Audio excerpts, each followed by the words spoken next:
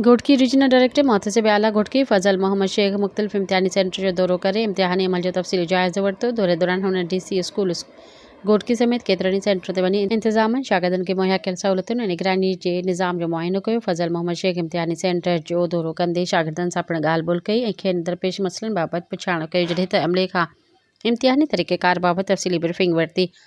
हुन ज़ोर भरियो त इम्तिहाननि खे मुकमल ईमानदारी, शफ़ाफ़ियत ऐं ज़ाब्तनि मूजिबि मुनक़द कयो वञे त जीअं नक़ल जहिड़ियुनि ख़राबियुनि जो मुकमल ख़ात्मो आणे सघिजे।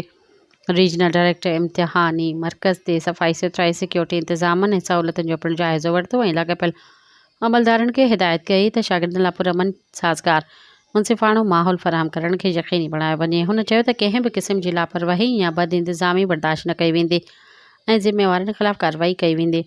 हुन वधीक चयो त शफ़ाफ़ इम्तिहानी निज़ाम ज़रिए ई शागिर्दनि जी महिनत जो सही एतिराफ़ मुमकिन नाहे। तंहिं करे सभिनी लाॻापियल इदारा पंहिंजूं ज़िम्मेवारियूं ईमानदारी सां निभाइनि।